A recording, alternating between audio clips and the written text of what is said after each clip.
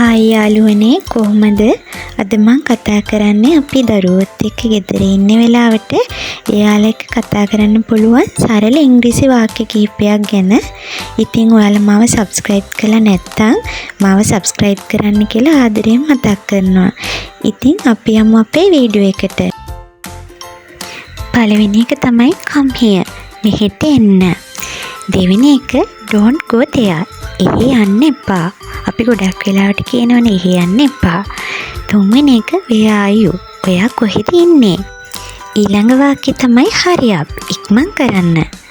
පස්වෙනි එක be careful. ප්‍රවේශම් වන්න. go and sleep. ගිහින් නිදා ගන්න. ඊළඟ වාක්‍යය look at me. මන් දිහා බලන්න. අටවෙනි වාක්‍යය are you hungry? ඔයාට බඩගිනිද? 9 let's go home. ගෙදර යමු. 10වෙනි වාක්‍යය do you need water? ඔයාට වතුර අවශ්‍යද?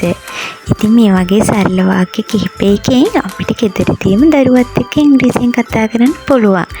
ඉතින් මාව subscribe කරලා නැත්නම් subscribe කරන්න කියලා ආදරයෙන් ඉල්ලනවා.